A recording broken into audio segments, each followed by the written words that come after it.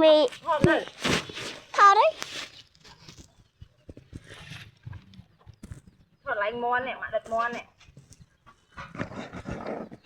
cô chia cô mòn mì bông mòn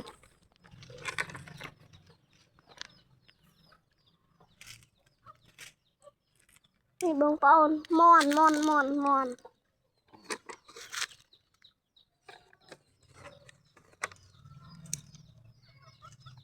mưa anh về ban chườn đi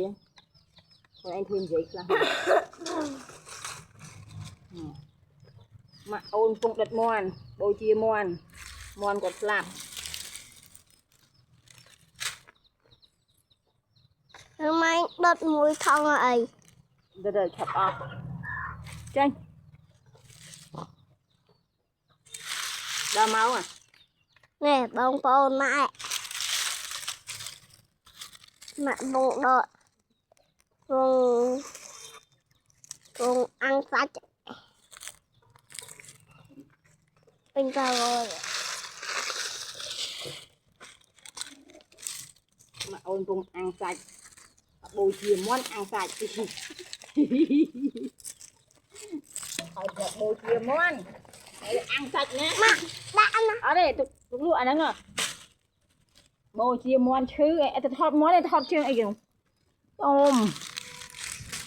bôi chia món này ăn sạch nó em phải ăn muối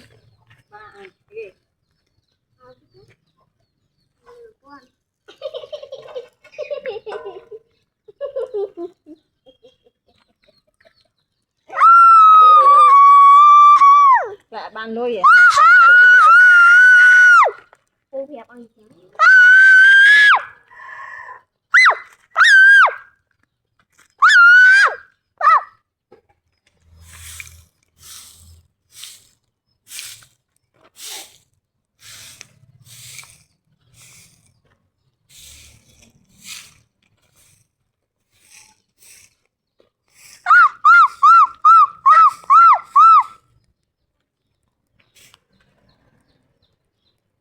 bao từ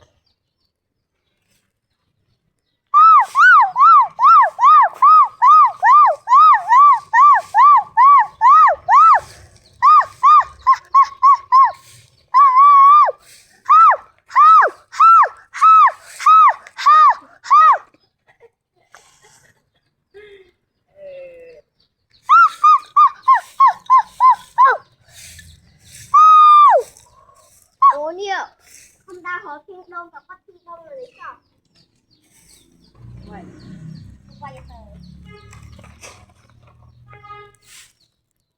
anh đang ăn trường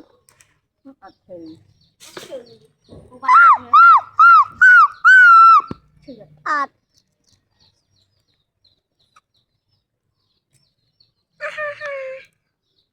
cameraman này má